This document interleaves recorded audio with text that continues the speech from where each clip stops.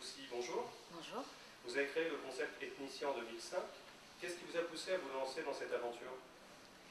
Ce qui m'a poussé à me lancer dans cette aventure, c'est déjà ma soif de liberté. Parce que pour moi, l'entrepreneuriat, c'est prendre sa liberté et être maître de sa vie et de ses décisions, assumer ses choix, être responsable. Et j'avais envie donc de monter mon entreprise en toute liberté dans un domaine qui me plaît.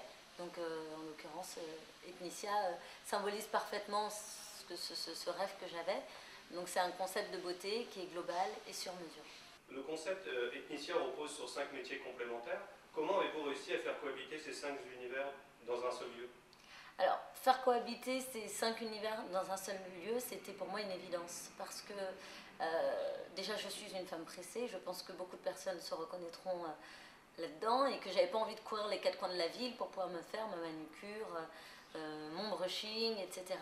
Et c'est aussi pour moi une évidence parce qu'on offre une beauté globale et que pour moi une chevelure va avec un maquillage, avec une manucure, avec un style et qu'il fallait avoir une vision globale de la beauté pour pouvoir satisfaire la cliente.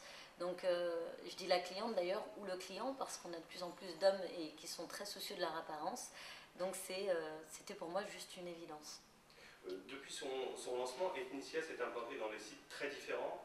Avec leur recul, quel est selon vous le meilleur emplacement pour votre enseigne? Alors, il n'y a pas vraiment de meilleur emplacement parce que chaque lieu que j'ai ouvert correspond à une clientèle, c'est-à-dire qu'on a par exemple l'île Saint-Louis qui est un endroit très cosy où vraiment on vient se ressourcer et déconnecter.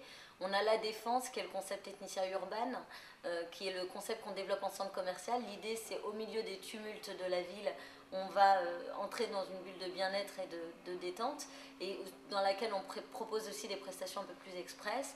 On a le lieu où on est aujourd'hui qui est Opéra, qui correspond au concept Ethnicia, Ethnicia tout court, Ethnicia de l'initiale.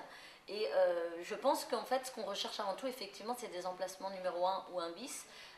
On a fait pas mal d'images en termes aussi de nos emplacements, mais aujourd'hui, le concept étant particulier, prenant une beauté un peu pas un peu, même complètement singulièrement différente, les gens se déplacent pour venir nous voir et on voit d'ailleurs dans notre fichier client qu'on a beaucoup de clientèle de destination et pas forcément de proximité. Début 2010, vous avez inauguré votre première boutique en province, à Marseille. Est-ce un test? Et avez-vous adapté ce concept à la province?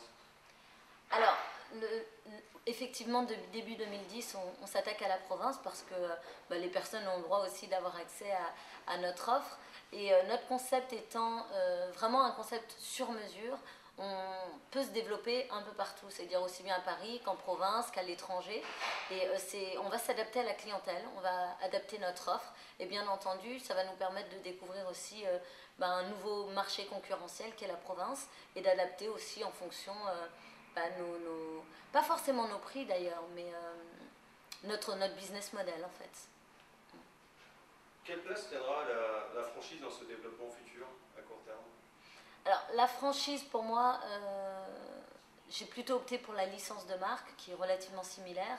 Elle tient une place importante parce que ce que je recherche avant tout, c'est une aventure humaine. Ça veut dire c'est de me retrouver avec d'autres entrepreneurs qui auraient la même passion que moi, qui auraient envie aussi d'entreprendre et de liberté, comme je le disais tout à l'heure, je mets des guillemets, mais même pas en fait, hein, qui auraient clairement envie de liberté.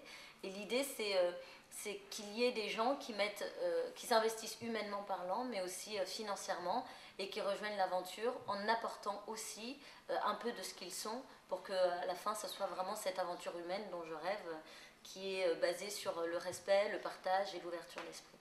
En mode conclusion, pouvez-vous nous préciser l'investissement à prévoir pour ouvrir un centre Ethnicia? Oui, alors l'investissement à prévoir pour un centre Ethnicia va de 300 000 à 500 000 euros. Ça, c'est pour l'investissement global. Après, c'est en fonction de l'apport du candidat qui peut être de 10% de cette somme ou de 20% selon le dossier qu'on va monter. Et on est en train de décliner un concept un peu différent qui va permettre aux personnes qui n'ont pas tout cet investissement financier, mais cette volonté de s'investir humainement, de rejoindre un concept différent, mais qui nécessite un peu moins d'argent. Absatou aussi, merci beaucoup pour toutes ces précisions. Merci à vous. Je rappelle que vous êtes la créatrice du concept Ethnicia qui a été lancé en 2005. Merci.